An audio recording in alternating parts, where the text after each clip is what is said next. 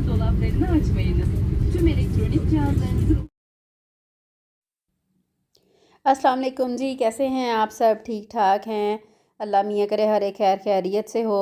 जी, तो आज जो है वो हम लोग जर्मनी वापस जा रहे हैं और आज की वीडियो आप लोगों ने बिल्कुल भी उसका एक सेकंड के लिए भी मिस नहीं करनी है, क्योंकि आज की वीडियो में आपके साथ मैं अपना जो एक्सपीरियंस शेयर करने लगी हूँ वो मुझे नहीं पता मेरे अलावा और किस किस के साथ ऐसा हुआ होगा, लेकिन मेरे लिए ये बहुत ज़्यादा नाकाबिले बर्दाश्त था और इसलिए मैं आप लोगों के साथ शेयर करना चाह रही हूँ।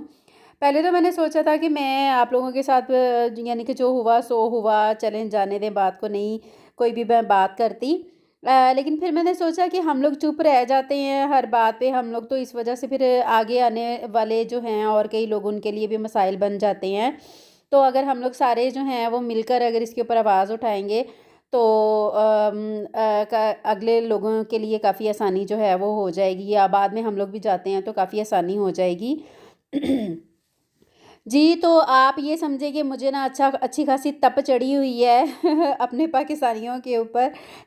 मैं भी पाकिस्तानी हूँ और यकीन करें मुझे अपने वतन से इतना प्यार है, इतना अपने मुल्क से प्यार है मुझे, कि मैं यहाँ पर भी अगर कोई हमारे मुल्क के ख़िलाफ़ कोई बात बोलता है ना तो मैं फ़ौरन से उसको कह देती हूँ कि नहीं, सारे लोग एक जैसे नहीं होते हैं। ज़रूरी नहीं है कि जैसा आपका एक्सपीरियंस रहा हो वैसा ही हर एक का हो। हमारे पाकिस्तानी बहुत अच्छे हैं, हमारा मुल्क बड़ा प्यारा है। हमारा मुल्क तो बहुत प्यारा है, इसमें कोई शक नहीं है।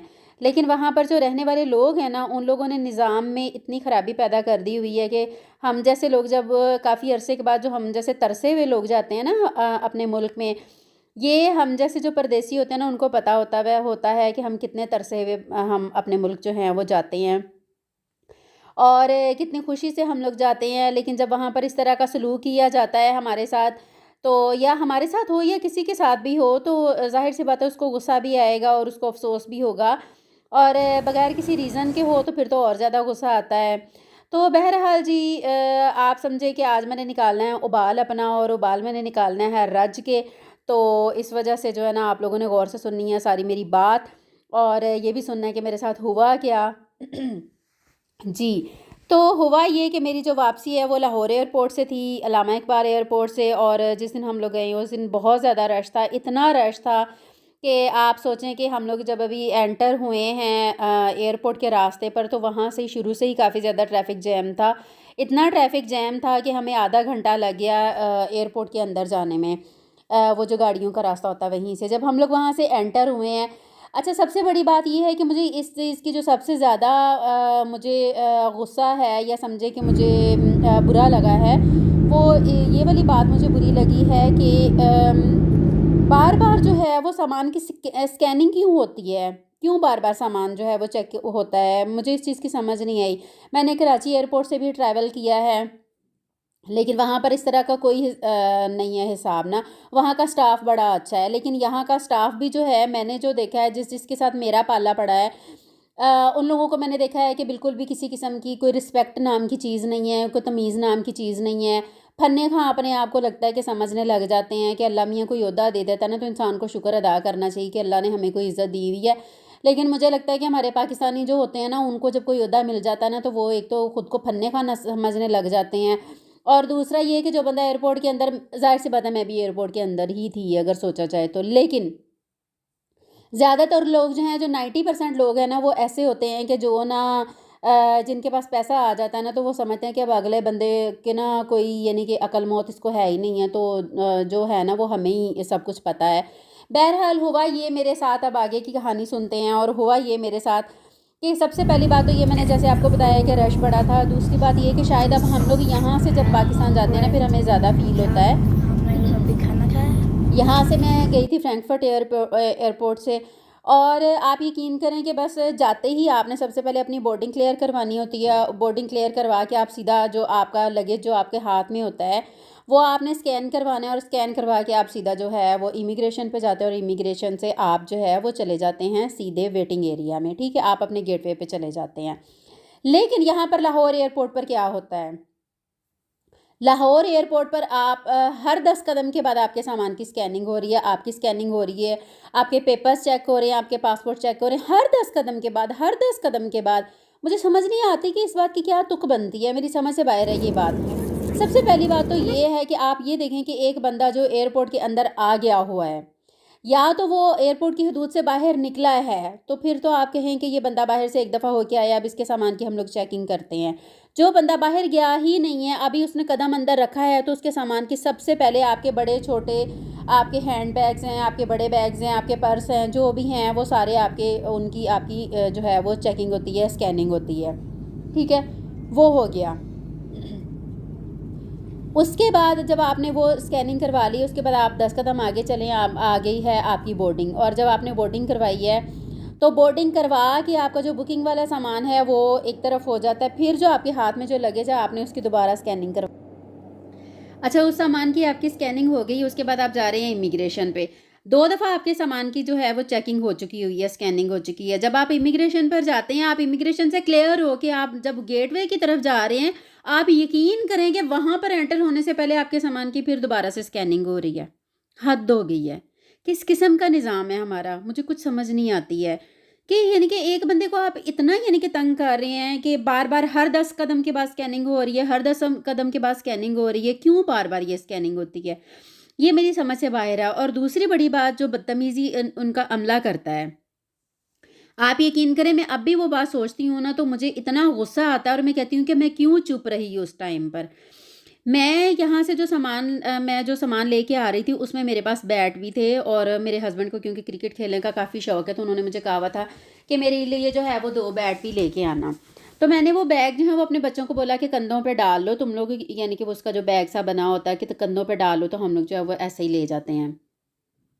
जब मैं काउंटर पर पहुंची हूँ बोर्डिंग क्लियर करवाने के लिए, तो मैंने वो मुझे जो बोर्डिंग वाला बंदा था वो मुझे कहता है कि आप ना ये बैट नहीं लेके जा सकती क्योंकि आपके ऑलरेडी जो है ना वो आपका जो सामान है वो पूरा है, तो आप ये नहीं लेके जा सकती।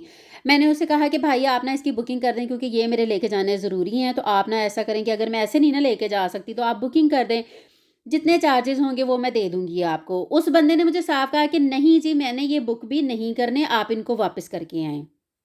मैंने कहा भैया आप बुक क्यों नहीं कर सकते? जब मैं आपको कह रही हूँ कि बुकिंग के चार्जेस जितने भी बनेंगे वो मैं आपको दे दूँगी, तो आप मेरा सामान जो है ये आप बुक कर दें। लेकिन उस आदमी ने यही कहा मुझे साफ, उसने कहा कि नहीं जी आप ये वापस करके, मैं आपको कह रहा हूँ वापस करो, मैंने ये बुक नहीं करने। जब मैंने उसको तीसरी दफ़ा ज़रा उसको मैंने इंसिस्ट किया है तो मुझे साफ उसने क्या है, मुझे कहता है आपकी ना फ़्लाइट मिस हो गई है। मेरे तो छक्के छूट गए, आप खुद सोचें, मैं तो वैसे भी बहुत जल्दी पैनिक हो जाती हूँ। ऊपर से बच्चों का साथ मेरे साथ, ऊपर से जो मुझे बंदे ने सुना दिया आपकी फ़्लाइट मिस हो गई है। आप सोच नहीं सकते कि उस टाइम जो मेरी हालत थी परेशानी के साथ कि ये कैसे हो सकता है कि मेरी फ़्लाइट मिस हो गई है? क्यों मेरी फ़्लाइट मिस हो गई है? वजह क्या हुई है? अभी तो इतना टाइम पड़ा हुआ है।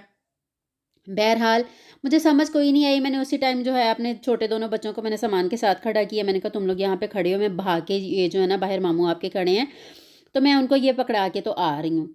अच्छा, जब मैं वापस आई हूँ ना, जब मैं उनको पकड़ा के तो आ गई हूँ, तो ना वहाँ पर ना साथ एक पोर्टर भी उनके साथ खड़ा था। बहरहाल मुझे उस टाइम इस बात का पता नहीं था कि अभी ये सामान जो है ना वो दोबारा फिर से स्कैन करना पड़ेगा। आप सोचें कि कितनी बदतमीज़ी वाली ये बात है कि आप, या तो आप लोगों को लेडीज़ से बात करने की बिल्कुल भी कोई तमीज़ नाम की चीज़ नहीं है। आप लोगों को ये सोच होनी चाहिए कि आप लोग यहाँ पर पैसेंजर्स के साथ बात कर रहे हैं। आपके मुल्क में ओवरसीज़ लोग आए हुए हैं, तो आपने उनको अपना अच्छा जो है वो एग्ज़ाम्पल देना, या आप लोगों ने इस तरह की हरकतें करनी हैं। दूसरी बात ये है कि लाइन वाली तो कोई बात ही नहीं है ना। आप समझिए कि पहले आइए पहले पाइए वाला हिसाब है हमारे मुल्क में एयरपोर्ट के ऊपर ना। लाइन वाली कोई बात नहीं है। हाँ, इमिग्रेशन जो है वहाँ पे कोई लाइन मेरे ख्याल कोई शायद वो बनी हुई हो, वो आप उसको फ़ॉलो करती हो, लेकिन जहाँ पे सामान स्कैन हो रहा है ना वहाँ पे कोई नहीं है। जो पहले पहुँच गया उसका सामान स्कैन हो गया, जो नहीं पहुँचा वो अल्लाह अल्लाह ते खैर ही सल्ला, वो पीछे बह के रोलदा रहे थे। आप ही धक्के धुक्के मार के उन्हें अगे जाना है, अपना सामान स्कैन करवाना है। चलें जी, ये हो गया। अब आप खुद सोचें कि मैं यानी कि इतनी, मेरे साथ बच्चे भी हैं। दूसरी बात ये है कि मेरा बेटा जो है वो 13 साल का है, बड़े वाला। हम लोग अभी एंटर हुए हैं तो उन लोगों ने मुझे और मेरी बेटी को अलग कर दिया और मेरे दोनों बेटों को कहा कि आप जी मर्दों की साइड पे। छोटा मेरा बेटा 9 साल का है और उसको मर्दों की साइड पे कर दिया है। और हर जगह पे आप मुझे खुद कह रहे हैं कि आपकी फ़्लाइट जो है वो मिस हो रही है, आपकी फ़्लाइट मिस हो गई है। ठीक है, आप एक बंदे को आपने ऑलरेडी पहले इतना परेशान कर दिया हुआ है, ऊपर से आप मेरे बेटों के, जब आप स्कैनिंग उनकी हो गई है, मैं अलग हूँ वो अलग हैं, वो दूसरी लाइन में है। आप यकीन करें मेरी वहाँ पर हालत देखकर जो चंद लोग जो लाइनों में मेरी तरह के पैसेंजर्स खड़े थे, उन लोगों ने 2-3 लोगों ने मुझे आगे कर दिया। वो कहते हैं कि आप ना बहन आप आगे चली जाएं क्योंकि हम देख रहे हैं कि आपके साथ आपके बच्चे भी हैं और आप काफ़ी ज़्यादा परेशान हैं, तो आप आगे चली जाएँ ना। उन बेचारों को फिर भी कुछ लिहाज़ आ गया, उन लोगों को रहम आ गया, उन्होंने मुझे आगे कर दिया। लेकिन ये जो अमला है इनका, लाहौर एयरपोर्ट वालों का, इन लोगों में रिस्पेक्ट नाम की कोई चीज़ नहीं है। इन लोगों को बिल्कुल भी एहसास नहीं होता हम अगले बंदे के साथ क्या हाल कर रहे हैं, उसके ऊपर क्या गुज़र रही है, हम उसको कितना परेशान कर रहे हैं। उसके साथ बच्चे हैं, वो कैसे ट्रैवल कर रहा है, वो कैसे उसके ऊपर क्या, यानी कि क्या उसकी फीलिंग्स हैं, बिल्कुल भी नहीं है। चलें जी। बहरहाल वहाँ से आप यकीन करें कि मैं इतनी मुश्किल से उधर से मेरे बच्चे उनकी जब मेरे बच्चों की स्कैनिंग हो जाए, वो जो क्या है, वो जो मशीन सी लगी थी जिसके अंदर से बंदा गुज़ारते हैं, जब वो हो जाए तो फिर मेरे बच्चों को कहें कि बोर्डिंग पास दिखाएँ। अब वो बोर्डिंग पास, क्योंकि मुझे भी डर था कि बच्चे हैं कहीं गुम वगैरह ना कर दें, तो मैंने बोर्डिंग पास जो है वो सारे जो अपने पास रखे हुए थे। मेरे बच्चे कहें कि हमारे बोर्डिंग पास हमारी मम्मा के पास हैं। अब सामने ही तो आमने-सामने लाइनें लगी हुई होती हैं। मैं वहाँ से चीख-चीख के कह रही हूँ कि ये मेरे बच्चे हैं, इनके बोर्डिंग पास जो हैं वो मेरे पास हैं, मैं आ रही हूँ। लेकिन उनको रोक के वहाँ पे खड़े हुए कि नहीं जी बोर्डिंग पास दिखाओगे तो फिर जाओगे, इसके बगैर तो तुम लोग आगे नहीं जा सकते। मेरे बच्चे बेचारे वहाँ पे पिट रहे हैं, मैं इधर पिट रही हूँ। कोई हालात नहीं है। इंतहाई बुरे हालात हैं हमारे लाहौर एयरपोर्ट के। बिल्कुल कोई निज़ाम वाली चीज़ नहीं है, कोई डिसिप्लिन नाम की चीज़ नहीं है। इंतहाई बुरे हालात हैं। तो ये था जी मेरा सारा मसला। उसके बाद अब मैंने आपको बताया कि जब मैं इमिग्रेशन से, और इमिग्रेशन के ऊपर साफ़ बात है, जो पैसा खिलाता है ना, वही आगे निकल सकता है। तो वो उसी की सुनी जाती है। हम लोगों की इमिग्रेशन हो रही थी। इमिग्रेशन हम लोग 4 लोग थे। हमारी इमिग्रेशन होते-होते वहाँ से साइड से एक स्टाफ मेंबर आया 2 लोगों को लेके। उसने पता नहीं वो इमिग्रेशन वाले के कान में क्या कहा, झट से हमें छोड़ के उसने उनकी इमिग्रेशन क्लियर की है। साइड से आए हुए बंदों को, लाइन में खड़े हुए लोगों को उसने वैसे ही छोड़ दिया। तो अब आप ये देखें कि कितना मिसबिहेव है इन लोगों का, जो ये पैसेंजर्स के साथ करते हैं। तो फिर ये बाद में ये इनको होता है कि हमारे मुल्क की बदनामी हो रही है, तो क्यों हो रही है? ये इनकी अपनी हरकतों की वजह से हो रही है। हम यहाँ पे मर जाते हैं अपने मुल्क के लिए, हम पाकिस्तान का नाम ले लेके जीते हैं। यहाँ पर जो गैर मुल्की जो परदेसी यहाँ पे रह रहे होते हैं ना, लेकिन इन लोगों को कोई हया शर्म नाम की चीज़ नहीं है। बहरहाल आप अपना फ़ीडबैक देना बिल्कुल ना भूलिएगा कि आपको वीडियो कैसी लगी है और आप लोगों का कैसा एक्सपीरियंस रहा है। अगर किसी ने ट्रैवल किया है लाहौर एयरपोर्ट से तो उसका कैसा रहा है, और अगर वीडियो अच्छी लगे तो प्लीज़ इस को आगे फॉरवर्ड कीजिएगा, लाइक कीजिएगा, शेयर कीजिएगा। मुझे दुआ में याद रखिएगा। इंशाल्लाह अगली वीडियो में मिलते हैं। हम लोग घर पहुँच चुके हैं और मेरे मियाँ ने माशाल्लाह से घर बड़ा चमका के रखा हुआ साफ़ सुथरा सा। मुझे इजाज़त दीजिए। अल्लाह हाफ़िज़।